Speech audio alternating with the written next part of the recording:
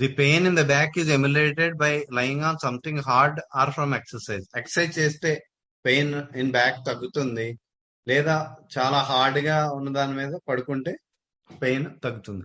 In general గా మనం back pain వచ్చేసరికి ప్రతి పేషెంట్ కి మనం ఫ్లాట్ బెడ్ మనం చెప్తాం, ఫ్లాట్ బెడ్ మీదే పడుకోమని చెప్తాం. కానీ కొంతమంది చెప్తారు కింద పడుకుంటే మేము అస్సలు పడుకోలేనండి, ఫ్లాట్ బెడ్ మీద పడుకున్నానంటే మినిమం కూడా పడుకోలేనండి అని చెప్తూ ఉంటారు. సో అలాంటి కండిషన్స్ లో rhus tox will be Contra indicated, అది గుర్తుపెట్టుకోండి. There are violent pains in the back, especially in the lumbar region, as if the back were broken. Back pain especial గా లంబార్ రీజియన్ లోని బ్యాక్ పెయిన్ ఉంటుంది. ఎంత ఎక్కువ ఉంటదంటే back మొత్తం విరిగిపోయినంత ఫీలింగ్ వస్తుంది. It is a remedy for lumbago brought on from getting wet, from over lifting, from taking cold and from suppressing the sweat. ఆ జనరల్ మోడాలిటీస్ ఏవైతే చదువుకున్నా అన్ని మళ్ళీ ఇక్కడ అప్లై చేసుకోవడమే. ఫ్రమ్ గెటింగ్ వెట్, బాగా అప్పటికప్పుడు స్నానం చేసిన వెంటనే బ్యాక్ పెయిన్, లేదా ఓవర్ లిఫ్టింగ్, ఏదన్నా బరువు ఇలా ఎత్తారనుకోండి. చాలా మంది మనం వింటూ ఉంటాం, ఇలా బకెట్ లిఫ్ట్ చేస్తారు, లిఫ్ట్ చేసిన వెంటనే నడుము పట్టిస్తుంది అంటారు. చాలా ఇంపార్టెంట్ రెమెడీ రస్టాక్స్, బాగా గుర్తుపెట్టుకోండి. బట్ కానీ ఇది రస్టాక్స్ ఒక మీడియం యాక్టింగ్ అని మనం చెప్పుకున్నాం. కానీ కంప్లైంట్స్ ఫ్రీక్వెంట్ గా ఈ ఓవర్ లిఫ్టింగ్ వల్ల లేదా స్ట్రైనింగ్ వల్ల వస్తూ ఉంటే అది చాలా చాలా డీప్ సీటెడ్ కాంప్లికేషన్ అని మనం అర్థం చేసుకోవాలి. చాలా తరచుగా నడుము పట్టేయడం, తరచుగా చేతులు పెట్టేయడం, ఈ ఇలాంటి కండిషన్స్ ఎప్పుడైనా వస్తున్నాయంటే ఫ్రీక్వెంట్ గా డీప్ సీటెడ్ కాంప్లికేషన్స్ ఉన్నట్టు. It's nothing but cancerous tendency. మన కార్బై అనిమల్స్ అది చదువుకున్నప్పుడు మనకు వస్తుంది. సో అది గుర్తుపెట్టుకోండి. ఎందుకంటే అక్యూట్ గా ఎప్పుడో 1-2 సార్లు వచ్చినప్పుడు rhus tox will work, okay. But కానీ అది ఫ్రీక్వెంట్ గా అవుతుందంటే దాని అర్థం వాళ్ళ క్యాన్సరస్ టెండెన్సీ ఉన్నట్టు. ఇంకా మోస్ట్ డీప్ యాక్టింగ్ రెమెడీస్ ఇవ్వాలి. ఆ ఓవర్ స్ట్రైనింగ్, ఓవర్ లిఫ్టింగ్ మీరు రిపెటర్లో చూస్తే ఆల్మోస్ట్ అన్ని చాలా డీప్ సీటెడ్ డీప్ యాక్టింగ్ రెమెడీసే మనకి ఉంటాయి, చూడండి అందులోనే. సో ఎప్పుడైతే మనం చదువుకుంటూ ఉన్నామో ఇక్కడ over exertion, over lifting complaints మనం చదువుకున్నామో, ఇమీడియట్ గా మనం నెక్స్ట్ చేయాల్సింది ఏంటంటే రిపెటరీలోకి వెళ్ళి చూసి అందులో ఏ టైప్ ఆఫ్ రెమెడీస్ ఉన్నాయి, ఎంత డీప్ యాక్టింగ్ రెమెడీస్ ఉన్నాయి, షార్ట్ యాక్టింగ్ రెమెడీస్ ఉన్నాయని మనం అబ్జర్వ్ చేస్తే పేషెంట్ మన దగ్గరకు వచ్చినప్పుడు వాడి కంప్లైంట్ ఎంత డీప్ గా ఉంది, ఎంత డీప్ సీటెడ్ గా ఉంది అన్నది మనకి ఒక అవగాహన అవుతుంది. సో ఆ కంప్లైంట్ కి అనుగుణంగా మనం కొన్నిసార్లు క్వశ్చనీర్ లో కొన్నిసార్లు పేషెంట్ మనకి అంతా చెప్పలేనప్పుడు మనం ఒక్కసారి కన్ఫర్మ్ చేసుకోవాలి. ఫర్ ఎగ్జాంపుల్ ఈ ఓవర్ ఎగ్జర్షన్, ఓవర్ లిఫ్టింగ్ వలన ఫ్రీక్వెంట్ కంప్లైంట్స్ వస్తున్నాయంటే, ఫ్రీక్వెంట్ స్ట్రైనింగ్ అవుతున్నాయంటే మజిల్స్ కానీ లేదా జాయింట్స్ కానీ, వెంటనే మనం ఒక్కసారి క్వశ్చన్ చేయాలి. ఇంటర్నల్ ఫ్యామిలీ హిస్టరీలో ఎక్కడైనా క్యాన్సరస్ టెండెన్సీ ఉందా, క్యాన్సర్ ఎవరికన్నా ఉందా అని వాళ్ళు ముందు మనకు మిస్ అయిపోయినా కానీ ఒక్కసారి కన్ఫర్మ్ చేసుకోమని కూడా మనం చెప్తే మనకి బాగా అర్థమవుతుంది. క్యాన్సర్ అంటే ఒకటి గుర్తుపెట్టుకోండి, క్యాన్సర్ ఒక్కటేనే కాదు, చాలా deep seated complications. For example మీకు ఒక కేసు చెప్తాను. వన్ ఆఫ్ మై ఫ్రెండ్ వాళ్ళ ఫ్యామిలీలో వాడికి ఇంటర్మీడియట్ వచ్చేసరికల్లా, ఇంటర్మీడియట్ లో మేము చదువుకున్నప్పుడు ఇంట్లో ఒకసారి ఇలా ఏదో తీద్దామని ఇలా చేయి పైకెత్తాడు, అంతే చేయి పట్టేసింది, చేయి పట్టేసి డిస్లొకేట్ అయిపోయింది. That is the first time. ఇంట్లో ఉన్నప్పుడే జరిగింది కాబట్టి ఇంట్లో వాళ్ళకి అర్థమైంది, ఓకే మామూలుగా అదే బయట జరిగి ఉంటే నువ్వేదో పడిపోయి ఉంటావో లేదా ఏదో చేసుంటావో అనేసి అనేవాళ్ళు. ఇంట్లో వాళ్ళు చూశారు కాబట్టి ఓకే. ఫస్ట్ టైం అది జరిగింది. ఆ తర్వాత మళ్ళా ఇంకొక షోల్డర్ జరిగింది, ఆ తర్వాత మళ్ళా డిస్లొకేషన్, ఆ తర్వాత మళ్ళా నీ జాయింట్ డిస్లొకేషన్ జరిగింది. నేను హోమియోలోకి వచ్చిన తర్వాత వాడికి నీ జాయింట్ డిస్లొకేషన్ జరిగింది. ఆఫ్టర్ బాగా ఆలోచించిన తర్వాత అర్థమైంది ఏంటంటే వాళ్ళ ఫ్యామిలీలో ఆల్మోస్ట్ హిస్ ఫాదర్, వాళ్ళ పెటర్నల్ ఆంట్, మళ్ళీ paternal uncle, even paternal grand father, ఇంకో 2-3 మొత్తం మీద ఇంచుమించు ఒక 6 to 7 members died of renal failure. వాళ్ళందరూ రేనల్ ఫెయిల్యూర్ తోనే చనిపోయారు చాలా ఎర్లీ ఏజ్ లో, అంటే 50-52 బిలోలోనే ఆల్మోస్ట్ చనిపోయారు.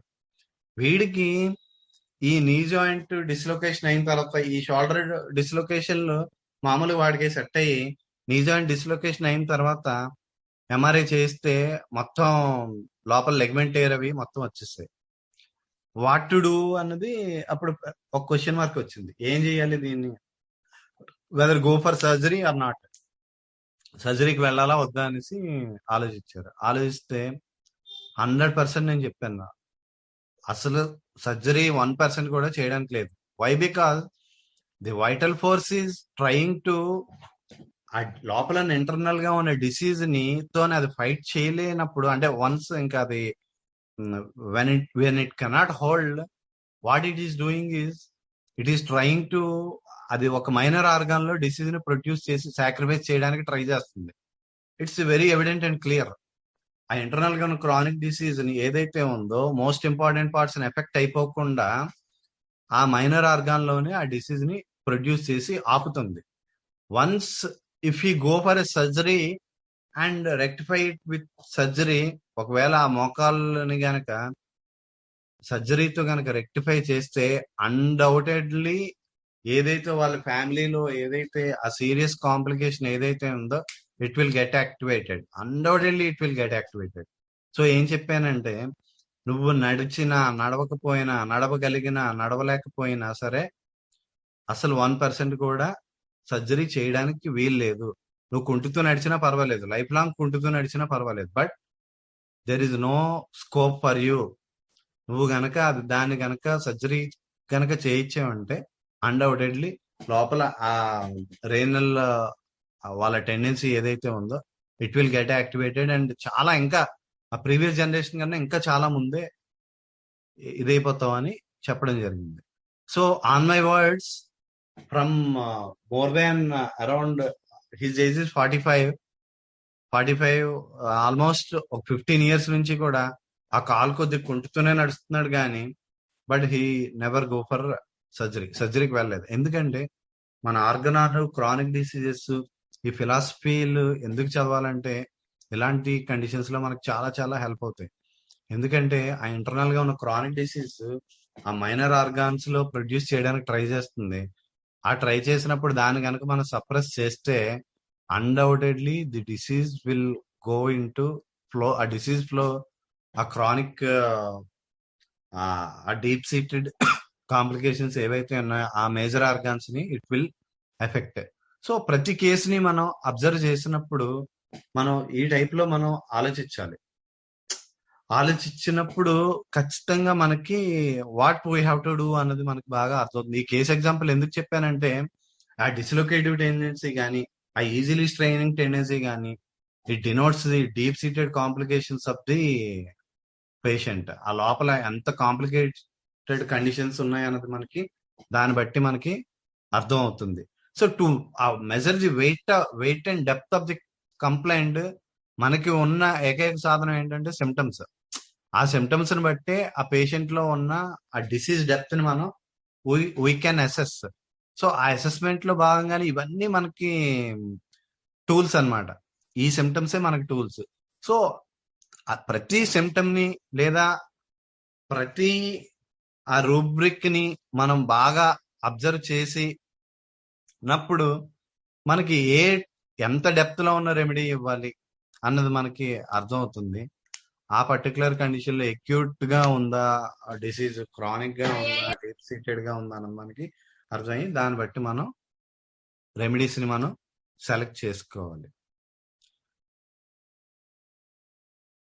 This remedy has many spinal symptoms with paralytic weakness either of the lower limbs or of one part of the body. Stiffness and lameness in the sacrum aggravated on resting after exercise. It might now be predicted that the symptoms are to be found in the limbs from what has been said in general. ఇదే చెప్తున్నాడు ప్రతిదానికి అంతే. Paralytic weakness of the lower limbs చెప్తున్నాడు, stiffness and lameness of the sacrum చెప్తున్నాడు, aggravated on resting after exercise, బాగా exercise చేసిన తర్వాత rest తీసుకున్నప్పుడు కూడా వస్తాయని చెప్తున్నాడు. There are stitching pains, pressing pains, all sort of traumatic lameness and these pains are ameliorated from motion and are worse from keeping still. ఇది పదే పదే మనకి ఎందుకు అలా రిపీట్ చేస్తుంటాడంటే మన మైండ్ లో ఇంకా అది అలాగా ఇంప్రింట్ అయిపోవాలి. ఆ పర్టికులర్ రెమెడీ యొక్క ఆ మొడాలిటీస్ అవి మనకు బాగా ఇంప్రింట్ అయిపోవాలి. Emulated from motion and are worse from keeping still. They are brought on from cold air and from suppressing the sweat. And as these pains grow worse they became tearing down the limbs, drawing pains, paralytic pains, benumbing pains, and these pains are relieved from motion. All types of pains చెప్తున్నాడు. Numbness throughout the limbs, numbness and aching in the arms from heart disease, numbness in the joint, jerking, tearing pains in the joints, paralysis of the arms, erysipelas with much swelling up in the limbs, swelling of the bands and arms. Next, all types of pains. ఒకటి గుర్తుపెట్టుకోండి, all types of pains, general modality, first movement aggravation, continued movement emulation, over exertion aggravation, resting after exercise, ఇవన్నీ general గా modalities మనం apply చేయాలి.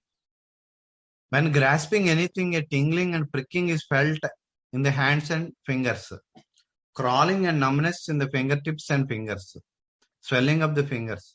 గుర్తుపెట్టుకోండి, ఏదైనా పట్టుకుంటే తిమిరి వస్తుంది చేతుల్లోని, ఫింగర్స్ లోని. Crawling and numbness in the finger tips and fingers.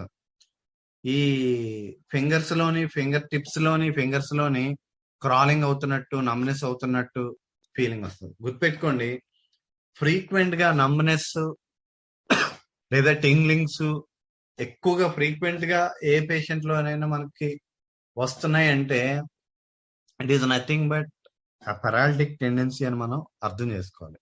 వాళ్ళ పెరాలిటిక్ టెండెన్సీ చాలా ఎక్కువ ఉందని మనం అర్థం చేసుకోవాలి. ఎందుకంటే నర్వస్ సిస్టమ్ ఇస్ షోయింగ్, ఆ బిగినింగ్ లోనే అది చూపిస్తూ ఉందన్నమాట, ఐఎమ్ గెటింగ్ వీక్ అనేసి. ఆ వీక్నెస్ లో భాగంగానే టింగ్లింగ్, నమ్నెస్ మనకి స్టార్ట్ అవుతాయి. సో ఇలా ప్రతి సిమ్టమ్ ని మనం, దాని డెప్త్ ని మనం అర్థం చేసుకుంటూ, అవగాహన చేసుకుంటూ, ఇలాంటి కండిషన్స్ ఎవరైనా ఎక్కువ ఫ్రీక్వెంట్ నమ్నెస్, టింగ్లింగ్ చెప్తున్న పేషెంట్స్ లో మళ్ళా మనం ఆ ఫ్యామిలీ హిస్టరీలోకి వాటిలోకి వెళ్ళి మనం ఆ టెండెన్సీస్ ఏమేమైతే ఉన్నాయో మనం ఎలిసిట్ చేసి ట్రేస్ చేసినప్పుడు మనకి బాగా క్లియర్ గా అర్థమవుతుంది. సో మనం మెడిసిన్ ఇచ్చిన తర్వాత ఆ పర్టికులర్ కండిషన్ కనుక మనకు తగ్గిందంటే చాలా వరకు మనం వాళ్ళలోని ఆ టెండెన్సీని మనం తీసినట్టే. బట్ కాకపోతే అక్కడ ఇంకోటి అర్థం చేసుకోవాల్సింది ఏంటంటే, ఈజీ అది చాలా డెప్త్ లో ఉందా లేదా ఇంకా ఈ జనరేషన్ లోనే స్టార్ట్ అయిందని మనం అర్థం చేసుకొని, ఈ పర్టికులర్ జనరేషన్ లోనే స్టార్ట్ అయితే మనకి medium acting and short acting remedies తో తగ్గిపోతుంది. బట్ కానీ ఇంకా జనరేషన్స్ లో ఆల్రెడీ ఆ డయాసిస్ లో ఉందంటే ఇంకా మనం మోర్ డీప్ యాక్టింగ్ రెమెడీస్ మనం ఇవ్వాలని మనం అర్థం చేసుకోవాలి. సో ఈ రోజుకి మనం క్లాస్ కంక్లూడ్ చేద్దాము, మళ్ళా రేపు చదువుకుందాము.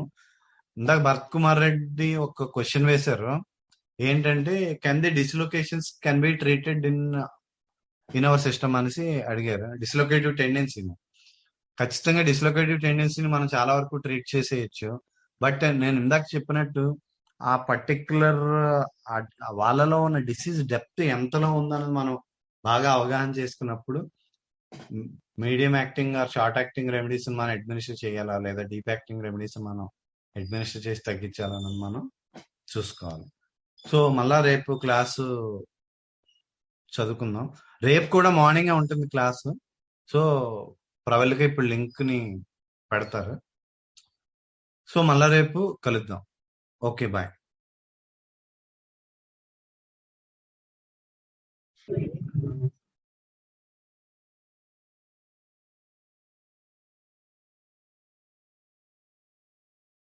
In sprains such as occur in ankles and in fact any of the joints, after Arnica has removed the first and most painful symptoms, rest becomes useful for weakness of tendons and muscular fibers, such as always follows sprains. గుర్తుపెట్టుకోండి, beginning of sprains లో any joint లో sprain వచ్చింది, బెణికింది, ఏ joint అయినా సరే, first arnica వేసిన తర్వాత ఆ pain ఏదైతే ఉందో ఆ పెయిన్ తగ్గిన తర్వాత ఆ జాయింట్స్ లో వీక్నెస్ అది మిగిలిపోతే, ఆ వీక్నెస్ ఆఫ్ ది టెండన్స్ వల్ల కానీ, మస్కులర్ ఫైబర్స్ వల్ల కానీ, rhus tox will always follow arnica in sprains అని చెప్తున్నాడు. ఇది బాగా గుర్తుపెట్టుకోండి. మనకి అంటే ఎప్పుడు స్ప్రెయిన్ వచ్చినా ఆల్మోస్ట్ మనం ముందు ఆర్నికా వేస్తాం. సో ఆర్నికా కొంతవరకు వెళ్ళి ఆగిపోయిన తర్వాత ఆ మిగిలిన సిమ్టమ్స్ కి రెస్టాక్స్ ఇచ్చి కేసుని క్లియర్ చేయాలని మనకి ఇక్కడ క్లియర్ గా చెప్తున్నాడు. It's a routine remedy for this weakness in joints following sprains. Very routine remedy అని చెప్పాడు. ఇక్కడ గుర్తుపెట్టుకోండి, వెరీ యూస్ఫుల్ రెమెడీ, ఏదో మోస్ట్ ఇండికేటెడ్. ఇలాగే ఎక్కడ ఏది చెప్తున్నా కానీ మనం దాన్ని బాగా అర్థం చేసుకోవాలి, బాగా గుర్తుపెట్టుకోవాలి. ఎందుకంటే routine remedy for this weakness in joints following sprains అన్నాడంటే ఆల్మోస్ట్ మనం కళ్ళు మూసుకొని చాలా కండిషన్స్ లో స్ప్రెయిన్స్ అయిన తర్వాత వచ్చే వీక్నెస్ ఆఫ్ ది జాయింట్స్ కి మనం రెస్టాక్స్ ని ఇవ్వచ్చు అని చెప్తున్నాడు. The pains rush in streaks down the limbs.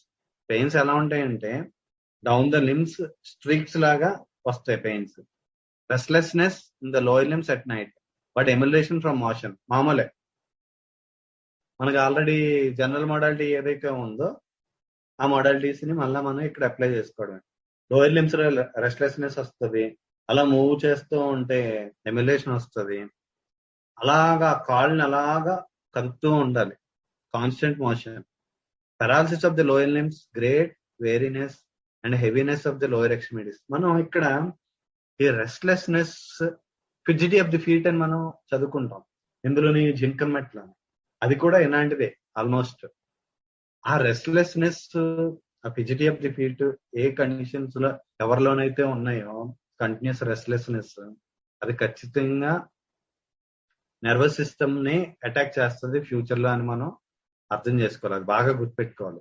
ఎందుకంటే ఇప్పుడున్న రెస్ట్లెస్నెస్ వాళ్ళకి ఫ్యూచర్ కమింగ్ నర్వస్ డిజార్డర్స్ కి ఒక 100% ఇండికేషన్ అన్నమాట. అందుకే ఇలాంటి రెస్ట్లెస్నెస్ రెమెడీస్ ఏవేవైతే ఉన్నాయో అవి మన పెరాలసిస్ లను కూడా బాగా వర్క్ చేస్తాయి. మన రిపర్టరీని ఒక్కసారి చూసుకుంటే మనకి అర్థమవుతుంది. Paralysis of the lower limbs, great weariness and heaviness of the lower extremities, weakness of the lower limbs on going upstairs. ఈ లోయర్ లిమ్స్ మెట్లు ఎక్కుతూ ఉంటే బాగా వీక్ గా అనిపిస్తూ ఉంటాయి. Swelling of the joints of the lower limbs. అక్కడ గుర్తుపెట్టుకోండి, లోయర్ లిమ్స్ అన్నాడంటే ఆల్ ది జాయింట్స్, అంటే ఫ్రమ్ హిప్ జాయింట్ కింద యాంకిల్ జాయింట్ వరకు మనం లోయర్ లిమ్స్ జాయింట్స్ కింద మనం చూసుకోవాలి. Even toe joints, foot joints అన్ని కూడా. Stiffness of the knees and feet. Paroxysmal pains in the legs from getting wet, especially when sweating. అది బాగా గుర్తుపెట్టుకోండి. జనరల్ గా గెటింగ్ ఫీట్ వెట్ అగ్రవేషన్ ఉంటుంది, బట్ మోర్ ఎస్పెషల్ గా దానికి స్పెసిఫిక్ గా ఏం చెప్తున్నాడు అంటే బాగా చెమటలు పట్టిన వెంటనే ఇమీడియట్ గా వెళ్ళి కాలు కడిగేసుకును లేదా మొహం కడిగేసుకును, ఆ చెమటతో పాటు ఏమవుతుంది వెంటనే ఇమీడియట్ గా that sweat will be suppressed. ఆ స్వెట్ సప్రెస్ అయిపోయిన తర్వాత వచ్చే కంప్లైంట్స్ కి మనం ఈ రెమెడీ బాగా ఇండికేట్ అవుతుంది. Complaints from living in damp houses, rheumatism in the lower limbs from living in damp houses. Damp houses అంటే బాగా చెమ్మగా ఉంటాయి కదా గోడలు లేదా ఫ్లోరింగ్లు, కొన్ని ఇళ్లలో, కొన్ని ఓల్డ్ హౌసెస్ అలాంటి వాటిలోనే ఉండొచ్చు. సో ఆ వాళ్ళకి వచ్చే రొమాటిజం లోని మనకి ఇది ఇండికేట్ అవుతుందని చెప్తున్నాను. అందుకే మనం ఖచ్చితంగా జాయింట్ పెయిన్స్ తో గానీ లేదా కొన్ని టైప్స్ ఆఫ్ కండిషన్స్ తో వచ్చిన పేషెంట్ ని మస్ట్ అండ్ షుడ్ గా వాళ్ళ ఫ్లోరింగ్ ఏంటో మనం తెలుసుకోవాల్సిన అవసరం చాలా ఉంటుంది.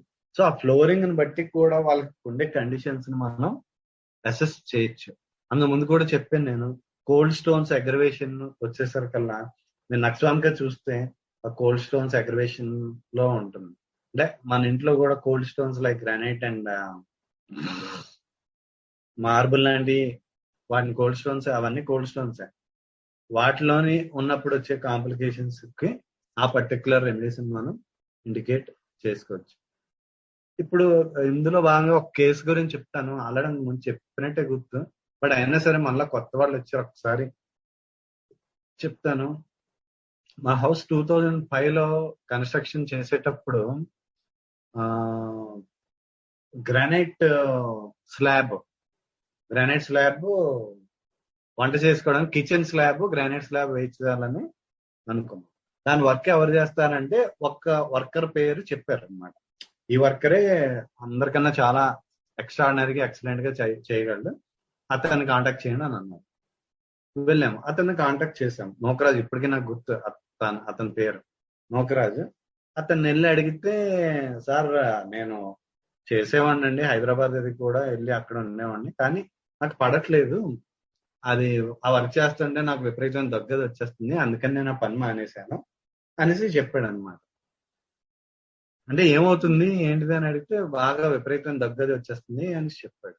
సో ఎందుకు ఇది చెప్తున్నానంటే, పేషెంట్ చెప్పే ప్రతి సిమ్టమ్ లోని ప్రతి దానిలోని కూడా మనం మెట్రోమెడికల్ నాలెడ్జ్ బాగా ఉంటే మనం క్లియర్ కట్ గా రెమెడీని వెతుక్కోవచ్చు అన్నమాట. సో ఇమీడియట్ గా నాకు అర్థమైంది ఏంటంటే, స్టోన్ కట్టర్స్ అని చెప్తారు కదా, స్టోన్ కట్టర్స్ లో వచ్చే కంప్లైంట్స్ కి మనకి పర్టికులర్ గా శైలిషా రెమెడీ చెప్తాడు. సో ఈ పర్టికులర్ పేషెంట్ చెప్పింది కూడా క్లియర్ కట్ గా అదే అన్నమాట. ఆ స్టోన్ కట్ చేసినప్పుడు ఆ డస్ట్ వెళ్ళి అతనికి బాగా దగ్గు వచ్చేస్తుంది. సో అతనికి నేను హామీ ఇచ్చాను అనమాట, 100% నాది రెస్పాన్సిబిలిటీ, నీ దగ్గుకి ఈ దాటికి నేను మందులు ఇస్తాను, నువ్వు వేసుకో, మళ్ళీ దగ్గు అది వస్తే నన్ను అడిగేసి ముందు మందు వేసాం. మందు వేసిన తర్వాత ఇంకొక సెటప్ చేసాం. ఎలా అంటే, ఒక హై స్పీడ్ ఫ్యాన్ ని అరేంజ్ చేసి అది కట్ చేసినప్పుడు ఫ్యాన్ గాలికి ఆ స్టోన్ పౌడర్ ఏదైతే ఉందో అది ఎగిరిపోయేలాగా అదొక సెటప్ కూడా చేసాం అన్నమాట. విత్ ది రెమెడీ అది కూడా సెటప్ చేసాం. After the administration of the remedy, whole complaint, ఆ తగ్గేది ఏదైతే ఉందో ఆ కంప్లైంట్ మొత్తం తగ్గిపోయింది. అతనికి ఇప్పటికి కూడా మళ్ళా ఆ కంప్లైంట్ అన్నది రాలేదు, ఆ దగ్గు కానీ ఇది కానీ రాలేదు. అంటే ఆ డీప్ యాక్టింగ్ రెమెడీ యొక్క డెప్త్ ఎంత ఉంటుందంటే, it will change the whole constitution. ఆ కాన్స్టిట్యూషన్ లో ఉన్న లేఖనాన్ని మొత్తం అది రిమూవ్ చేస్తుంది. బట్ కాకపోతే ఏంటంటే, మనం ఇచ్చిన రెమెడీ యొక్క డెప్త్ ఎంత ఉందా అని మనం అసెస్ చేసుకున్నప్పుడు మనకి అది బాగా అర్థమవుతుంది. ఇది ఎందుకు చెప్పానంటే, సో ఆ పేషెంట్ లైవ్లీహుడ్, పేషెంట్ యొక్క లివింగ్ కండిషన్స్, పేషెంట్ ఉండే లొకాలిటీ, ఇవన్నీ కూడా మనకి చాలా సందర్భాల్లో అవే మనకి గైడ్ చేస్తాయి. రెమెడీని మనం ఏ రెమెడీ ఇవ్వాలి ఏంటిది అన్నది, it will guide us to give a proper remedy. Next skin కి వచ్చేసరికల్లా ulcers and the likes, intolerable itching ఉంటుంది, ఎరప్షన్స్ ఉంటాయి. Fetid sweat of the feet in persons of rheumatic tendency. ఈ ఫెటిడ్ స్వెట్ ఉంటుంది, feet sweat, అది కూడా రొమాటిక్. అంటే ఇక్కడ కూడా చూడండి, ఆల్మోస్ట్ ప్రతి చోట మనకి రొమాటిక్ పర్సన్స్, రొమాటిక్ పీపుల్ అని చెప్తూనే ఉన్నాడు. అంటే ఆ బ్యాక్గ్రౌండ్ హిస్టరీ ఆఫ్ ఆ రొమాటిజం అనేది ఖచ్చితంగా ఉంటే రస్టాక్స్ విల్ బి ఇండికేటెడ్. చాలా అద్భుతంగా ఇంకా బాగా పనిచేస్తుంది. మాక్సిమం కేసెస్ లో కొన్ని సందర్భాలు పేషెంట్ చెప్పలేకపోయినా మనం ఆన్ ఎంక్వైరీ, డీప్ ఎంక్వైరీ, మనకు ఖచ్చితంగా మనకు అది కనిపిస్తూ ఉంటుంది ఆ rheumatic nature. Eczema of the lower limbs, Rhus is a useful remedy in fevers. ఇక్కడ typhoid sufficient has been said, typhoid గురించి ఆల్రెడీ చెప్పాడు. It's a very useful remedy in scarlet fever with coarse rash. Scarlet fever గురించి చెప్తున్నాడు. మన దగ్గర scarlet fevers లాంటివి తక్కువ, almost ఉండవు. when the rash has been suppressed with inflammation of the glands and much sore throat.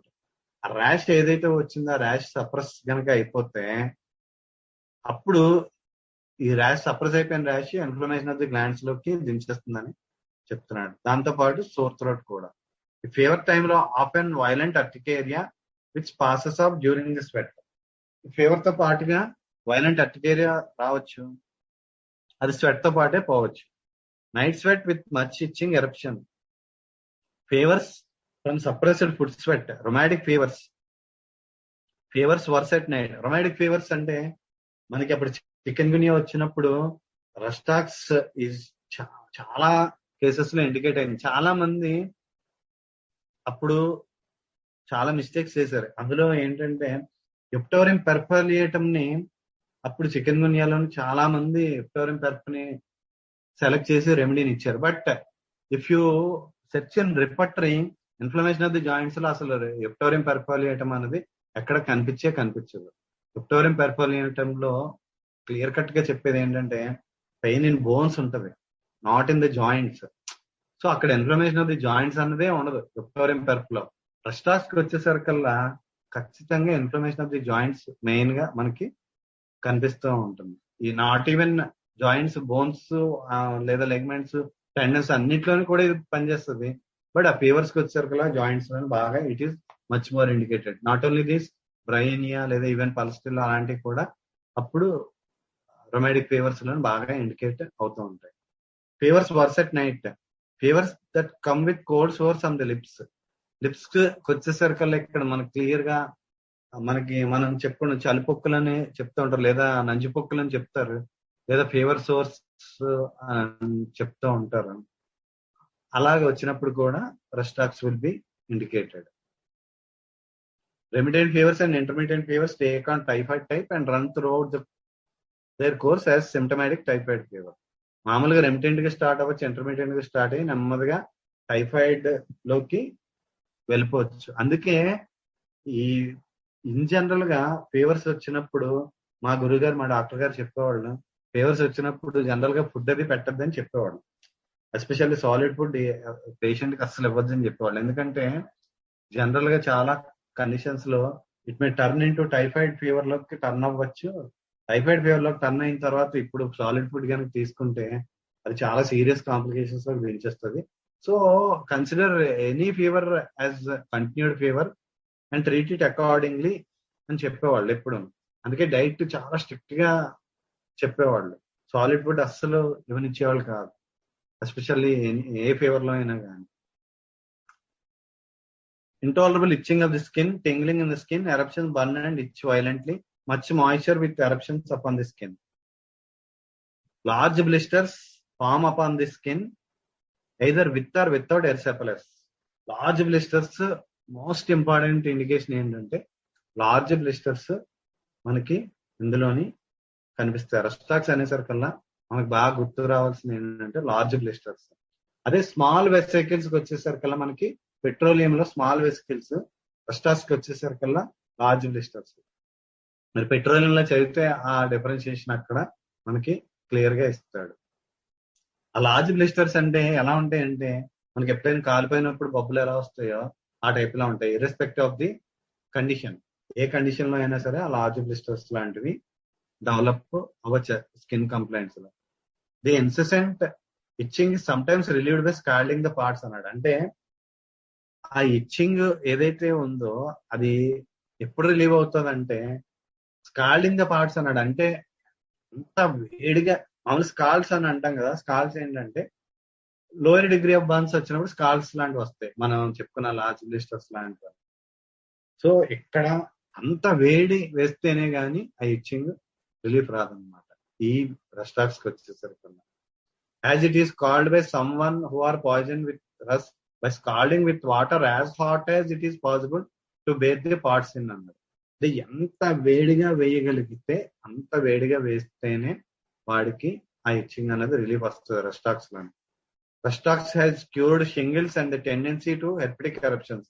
ఇది చాలా చాలా ఇంపార్టెంట్. మీరు రిపీటర్ లో కూడా eruptions, herpetic zoster, herpes zoster మీరు చూసుకుంటే రస్టాక్స్ కూడా ఫస్ట్ గ్రేడ్ లో ఉంటుంది. So many cases, in so many cases, నేను చాలా చాలా కేసెస్ లో బిగినింగ్ ఆఫ్ ది కేసు లో ఎస్పెషల్ గా హెర్పెస్ జోస్టర్ ని రస్టాక్స్ ఇచ్చి చాలా చాలా కేసెస్ లో, కొన్ని వందల కేసుల్లో చెప్పాలంటే రస్టాక్స్ తోనే ట్రీట్ చేసిన సందర్భాలు ఉన్నాయి. రెనాన్క్లస్ బల్బోజెస్ అలాంటి మెర్క్సాలు అవన్నీ ఆ తర్వాత స్టేజ్ లో వస్తాయి.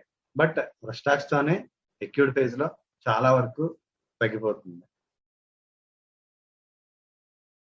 It has made a grand record with humid eczema such as have raw surfaces excoriated, oozing much. It is very commonly the remedy for hives that come on from getting wet or hives that come on during rheumatism or during chills and fever. Hives that are worse in the cold air. మామూలే ఆ hives ఈ cold air లో వచ్చినప్పుడు కానీ, cold air కి expose అయినప్పుడు వచ్చినప్పుడు కానీ, ఫీవర్ టైంలో కానీ, అలాంటప్పుడు హైవ్స్ వచ్చినప్పుడు రస్టాక్స్ విల్ బి ఇండికేటెడ్ అని మనకి చెప్తున్నాడు. ఇప్పుడు అయిపోతుంది ఇప్పుడు క్లాస్. ఇప్పుడు రస్టాక్స్ మనకు కెంట్ లో మొత్తం చదువుకున్నాము. కెంట్ అయిన తర్వాత ఇప్పుడు ఎలెన్స్ కీనోట్స్ లోని మనం చదువుకుంటాం. ప్రతి డ్రగ్ చదివేటప్పుడు ముందు కెంట్ చదువుదాం, తర్వాత ఎలెన్స్ కీనోట్స్ చదువుదాం. కొన్ని రెమెడీస్ ఇంకా వేరే అదర్ మెడికల్స్ లో కూడా బాగా ఇస్తాడు. అలాంటివి ఆ మెడికల్ లో కూడా మనం చదువుకుందాం. ప్రస్తుతం రస్టాక్స్ ఎలెన్స్ కీనోట్స్ లో స్టార్ట్ చేద్దాము.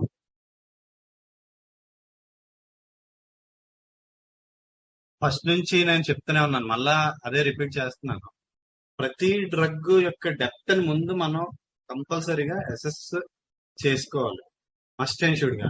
ఆ అసెస్ చేసుకున్నప్పుడు మాత్రం మన పేషెంట్ కి వచ్చే సిమ్టమ్స్ ని కూడా మనం అసెస్ చేసి రెండింటిని మ్యాచ్ చేసినప్పుడు మనం బాగా ట్రీట్ చేయగలుగుతాం.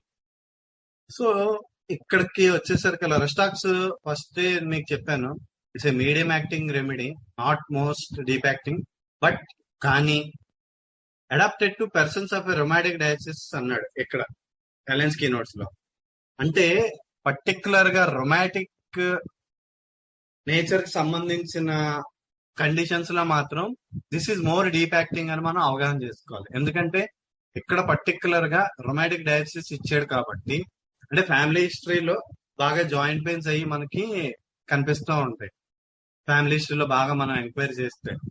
సో దట్ ఆ రొమాటిక్ డయాసిస్ లో మాత్రం this is most deep acting, మిగతా కండిషన్స్ లో మాత్రం అంత డీప్ యాక్టింగ్ కాదు అని మనం అవగాహన చేసుకోవాలి. ఇక్కడ ఎలెన్స్ కీనోట్స్ గానీ కెంట్ గానీ మనం చదివే మెడికల్ ప్రతి దానిలోని స్టాండర్డ్ మెడికల్స్ ఏవైతే ఉన్నాయో వాటన్నిటిలోని చాలా డీపర్ మీనింగ్స్ ఉంటాయి. మామూలుగా పెరిఫరల్ గా మనం అలా చదువుకొని వెళ్ళిపోయి ఏదో మనం పట్టేసినంత మాత్రాన మనకి ఏమీ రాదు. ఆ లైన్స్ దేనికి ఇచ్చాడు, దాని యొక్క బ్యాక్గ్రౌండ్ ఏంటన్నది మనం మస్ట్ అండ్ షుడ్ గా అసెస్ చేసుకోవాలి. సో పర్టికులర్ గా రస్టాక్స్ కి వచ్చేసరికల్లా, ఎస్పెషల్ గా రొమాటిక్ కంప్లైంట్స్ కి వచ్చేసరికల్లా ఇట్స్ డీప్ యాక్టింగ్, మామూలు కండిషన్స్ కి వచ్చేసరికల్లా ఇట్స్ మీడియం యాక్టింగ్. సో ఎందుకంటే ఆ రొమాటిక్ డయాసిస్ ఇచ్చాడు కాబట్టి. మనకి చాలా రెమెడీస్ లోని డయాసిస్ గురించి చెప్తూ ఉంటాడు, అవి బాగా మనకి గుర్తుండాలి. ప్రతి డ్రగ్ కి ఇవ్వడు డయాసిస్, కొన్ని పర్టికులర్ రెమెడీస్ కి మాత్రం డయాసిస్ ని మనకి స్పెసిఫై చేస్తాడు. ఆ స్పెసిఫై చేసింది మాత్రం మనకు బాగా గుర్తుండాలి. ఎందుకంటే మన కేస్ హిస్టరీ తీసుకున్నప్పుడు ఫర్ ఎగ్జాంపుల్ మనకి రస్టాక్స్ అనిపించింది అనుకోండి, అక్కడ రస్టాక్ సిమ్టమ్స్ లాని అనిపించినప్పుడు if we enquire the patient, in maximum cases లో మనకు ఖచ్చితంగా ఆ డయాసిస్ ఖచ్చితంగా ఉంటుంది. ఒకవేళ ఇన్ కేసు కొన్ని సందర్భాల్లో ఏమవుతుందంటే ఆ డయాసిస్ లేదనుకోండి, స్పెసిఫిక్ గా ఆ డయాసిస్ అన్నదే లేదు ఎవరిలోని, బట్ మనం క్లియర్ గా చెప్పొచ్చు అవే సిమ్టమ్స్ ఈ పర్టికులర్ పేషెంట్ లో కొద్దిగా అంటే కంపారిటివ్ గా 60+ కాకుండా 40s లోని లేదా ఈవెన్ 50s లోని వచ్చాయంటే వాళ్ళ పేరెంట్స్ వాళ్ళు కనుక ఉంటే ఖచ్చితంగా వాళ్ళకు కూడా రావచ్చు అని కొన్ని సందర్భాల్లో మీకు కూడా తెలుసు. షుగర్ అవిని, డయాబెటీస్ అదిని, లేదా హైపర్ టెన్షన్ చిల్డ్రన్ లో ఫస్ట్ ఎగ్జిబిట్ అయ్యి తర్వాత పేరెంట్స్ లోని బయటికి వచ్చే సందర్భాలు కూడా ఉంటాయి. సో ఈ డయాసిస్ ని మనం అలా కూడా మనం చూసుకోవచ్చు. ఈ పర్టికులర్ రస్టాక్స్ కి వచ్చేసరికల్లా మాక్సిమం డయాసిస్ ఫ్యామిలీ హిస్టరీలో ఖచ్చితంగా ఉంటది. ఒకవేళ ఇన్ కేసు లేదు, యంగ్ ఏజ్ లోనే ఈ రొమాటిక్ కంప్లైంట్స్ తో వచ్చున్నారు, ఫ్యామిలీ హిస్టరీలో లేదంటే ఖచ్చితంగా మనం వాళ్ళ ఫ్యామిలీ హిస్టరీలో కూడా స్టార్ట్ అవుతుందని మనం వీ కెన్ అసెస్. అది మస్ట్ అండ్ షుడ్ గా మనం గుర్తించాలి.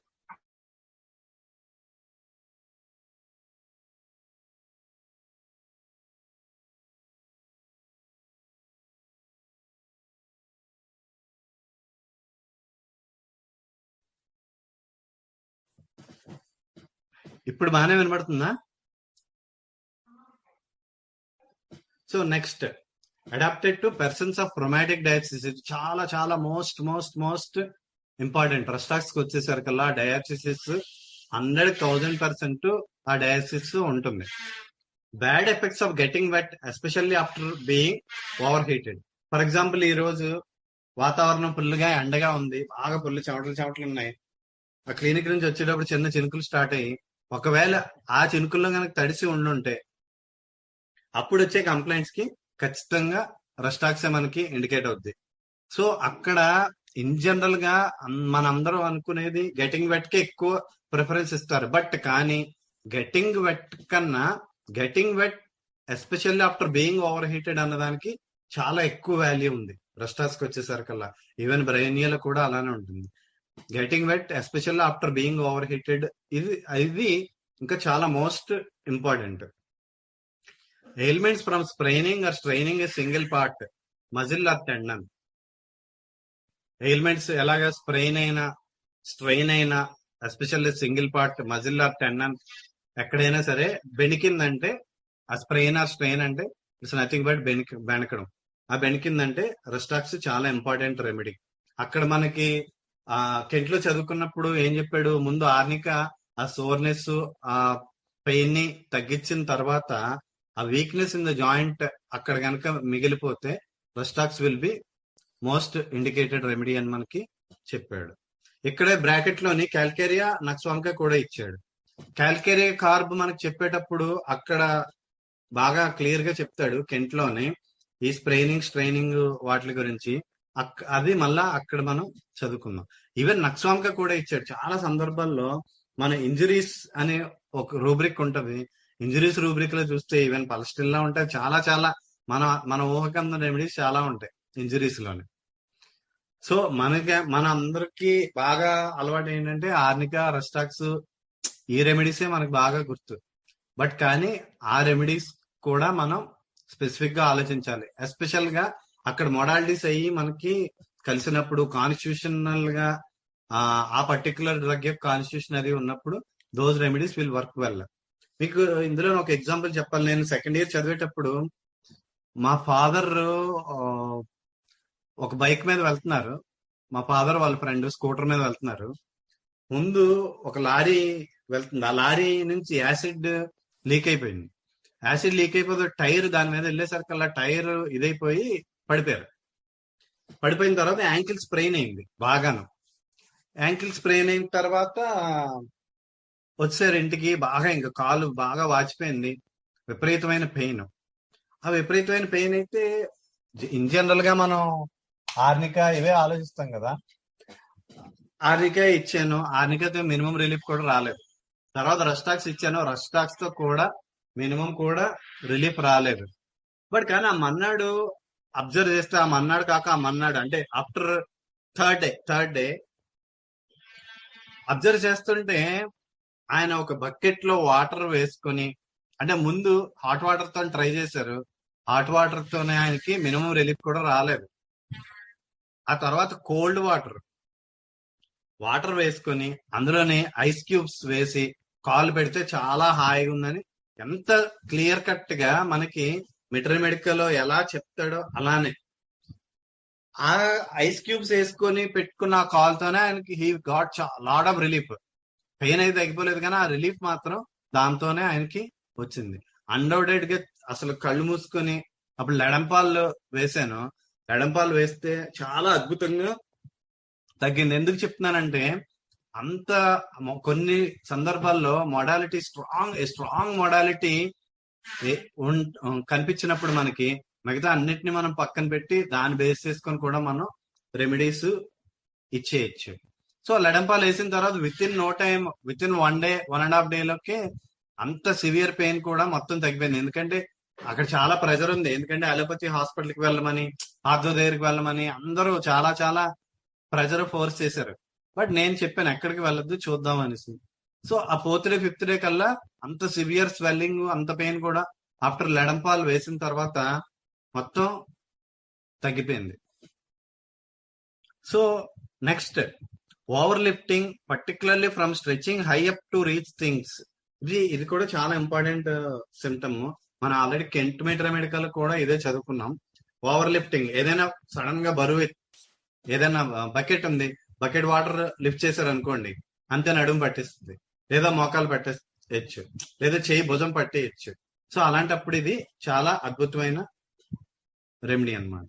Particularly from stretching high up to reach things. ఇక్కడ ఓవర్ లిఫ్టింగ్ ఇచ్చాడు, అక్కడ మళ్ళా ఇంకా స్పెసిఫిక్ గా చెప్తున్నాడు. Particularly from stretching high up to reach things. ఏదన్నా పైన ఉంది తీయమని చెప్పారు, ఇలా చేయి పైకెత్తాడు, అంతే ఆ చేయి పట్టేసింది. సో ఓవర్ లిఫ్టింగ్ ఒకటైతే, ఓవర్ లిఫ్టింగ్ తో పాటు పర్టికులర్ గా high up to reach things, అంటే పైన ఏదన్నా తీయడానికి ట్రై చేసినప్పుడు వచ్చే కాంప్లికేషన్స్ కి చాలా బాగా వర్క్ చేస్తుందని చెప్తున్నాడు. ఇవన్నీ మనం చాలా సందర్భాల్లో సిమ్టమ్స్ లేకుండానే మందులు ఇస్తాం, అది మనకు తెలియకుండానే జరిగిపోతూ ఉంటది. నేను మీకు ప్రతిసారి అదే చెప్తున్నాను. ఒక సీజన్ ఉంది, ఈ సీజన్ బట్టి మనకి ఈ సీజన్ లో వచ్చే కోల్డ్ కి కొన్ని టైప్స్ ఆఫ్ రెమెడీస్ వస్తాయి. మళ్ళా బాగా వింటర్ కి వచ్చేసరికల్లా కొన్ని టైప్స్ ఆఫ్ రెమెడీస్ వస్తాయి. వర్షాలు పడుతున్నప్పుడు వచ్చే రెమెడీస్ కి, వర్షాలు పడుతున్నప్పుడు వచ్చే సీజన్ లో కొన్ని రెమెడీస్ వస్తాయి. కొన్ని సందర్భాల్లో బాగా ఎండలు ఉంటాయి, ఎండల్లో బాగా తిరిగి ఏసీలోకి వెళ్ళినప్పుడు అప్పుడు వచ్చే కాంప్లికేషన్స్ కి కొన్ని రెమెడీస్ ఉంటాయి. అక్కడ మనం ఆ స్పెసిఫిక్ ఎక్సైటింగ్ కాజ్ ఏదైతే ఉందో ఆ కాజ్ ని బేస్ చేసుకొని మనం రెమెడీ ఇస్తాం గానీ అక్కడ సిమ్టమ్స్ చూడడానికి మనకు పెద్దగా ఉండవు. ఇప్పుడు కొరైజా అంటే only knows nasal discharge, watery discharge ఉందనుకోండి, అప్పుడు మనం ఏ రెమెడీ ఇవ్వగలుగుతాం? అలాంటప్పుడు మనకి ఆ ఎక్సైటింగ్ కాజే మనకి it's a guide to select the remedy. అదే అనమాట, ఆ ఎక్సైటింగ్ కాజ్ నే మనం చూసుకొని మనం రెమెడీస్ ఇవ్వాల్సి వస్తుంది. Next, lying on damp ground, too much summer bathing in lake or river.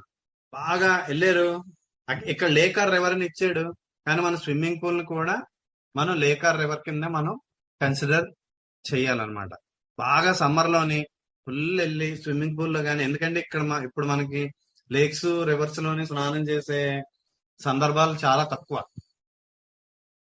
So అక్కడ స్నానం చేయడం వల్ల వచ్చే కాంప్లికేషన్స్ కి, అంటే ఇవన్నీ ఎలిమెంట్స్ ఫ్రమ్ లోకి చెప్పాడు. Ailments from spraining or straining single part, muscle or tendon, over lifting, అంటే ailments from over lifting particularly from stretching high up to reach things, ailments from lying on damp ground, ailments from too much summer bathing in lake or river. So ఈ అన్ని causes వల్ల వచ్చే complications కి రెస్టాక్స్ ని మనం first and foremost గా ఆలోచించాల్సి వస్తుంది. Effects the fibrous tissue, especially the right side more than left. ఈ మస్కులో స్కెలిటల్ సిస్టమ్ లో ఎక్కువ ఫైబ్రస్ టిష్యూ లోని ఎక్కువ ఎఫెక్ట్ చేస్తుందని చెప్తున్నాడు. అదే బ్రెయిన్కి వచ్చేసరికల్లా సీరస్ టిష్యూ ఎక్కువ ఇన్వాల్వ్ అవుతుంది. నెక్స్ట్, రోడోడెండ్రాన్ కూడా చెప్తున్నాడు ఫైబ్రస్ టిష్యూకి వచ్చేసరికల్లా. అంతే కదా, right side more than the left. In general గా రైట్ సైడ్ చెప్తున్నాడు వాడు, కానీ పర్టికులర్ గా మనకి సైడ్ గా వాటికి వచ్చేసరికల్లా లెఫ్ట్ లోని మళ్ళా చెప్తాడు. సో ఎయిల్మెంట్స్ ఫ్రమ్ అన్ని చెప్పాడు. ఈ ఎయిల్మెంట్స్ ఫ్రమ్ బాగా మనకి ప్రతి రెమెడీ యొక్క ఎయిల్మెంట్స్ ఫ్రమ్ ని మనం బాగా అనలైజ్ చేయాలి, బాగా గుర్తుపెట్టుకోవాలి. ఎందుకంటే అక్కడ మిగతా వేరే అదర్ సిమ్టమ్స్ ఏమీ మనకు కనిపించకపోవచ్చు, కానీ ఆ ఎయిల్మెంట్స్ ఫ్రమ్ బట్టే మనం వాటిని బేస్ చేసుకునే మనం డ్రగ్ సెలెక్షన్ చేయాల్సి ఉంటుంది. Next, pains as if sprained, as if a muscle or tendon was torn from its attachment, as if bones were scraped with a knife, worse after midnight and in wet rainy weather. Pains ఎలా ఉంటాయంటే బెణికినట్టు ఉంటాయని చెప్తున్నాడు. ఆ muscle గాని tendon గాని అక్కడ attachment నుంచి మొత్తం అక్కడ చిరిగిపోయినట్టు అంత ఫీలింగ్, అంత పెయిన్ ఫీల్ అవుతాడు పేషెంట్. బోన్స్ అయితే బోన్స్ ని ఒక కత్తితోనే మనం అటు ఇటు ఇచ్చేసినంతలాగా బోన్స్ లోని పెయిన్ ఫీల్ అవుతాడు. ఇవన్నీ ఎక్కువగా మనం ఫస్ట్ నుంచి చదువుకున్నదే. Worse after midnight and then wet rainy weather conditions లో ఈ పెయిన్స్ స్పెసిఫిక్ గా మనకి కనిపిస్తూ ఉంటాయి. Next, lameness, stiffness and pain on first moving after rest or on getting up in the morning, ameliorated by walking or continued motion. మామూలే, ఎక్కడెక్కడైతే pains ఉన్నాయో అక్కడ లేమ్నెస్, స్టిఫ్నెస్ ఉంటుంది. ఫస్ట్ మూమెంట్ అగ్రవేషన్ ఉంటుంది ఆఫ్టర్ రెస్ట్, టేకింగ్ రెస్ట్. అందులో భాగంగానే ఉదయాన్నే లేచిన వెంటనే, ఎందుకంటే నైట్ అంతా రెస్ట్ ఉంది, సో మార్నింగ్ లేచేసరికల్లా పెయిన్ స్టార్ట్ అవుతుంది. అదే మనకి బ్రెయినియాకి వచ్చేసరికల్లా బ్రెయినియాలోని మార్నింగ్ అగ్రవేషన్ ఉంటది, కానీ అక్కడ ఏంటంటే మూమెంట్స్, మార్నింగ్ లేచాడు, పడుకున్నాడు, లేచిన వెంటనే మూమెంట్ స్టార్ట్ చేశాడు, ఆ మూమెంట్ స్టార్ట్ అవడం వల్ల వచ్చే పెయిన్ బ్రైనియాలోనైతే ఇక్కడికి వచ్చేసరికల్లా లేచిన వెంటనే ఫీల్ అవుతాడు. గెట్టింగ్ అప్ ఉదయం లేచిన వెంటనే ఫీల్ అవుతాడు. అలా నడుచుకుంటూ వెళ్తే ఆర్ కంటిన్యూడ్ మోషన్ లో ఉంటే ఆ పెయిన్స్ తగ్గుతాయి. ఇక్కడ బ్రెస్టాస్ కి వచ్చేసరికల్లా. అదే బ్రైనియాకి వచ్చేసరికల్లా అక్కడ కూడా మార్నింగ్ అగ్రవేషన్ ఉంటుంది.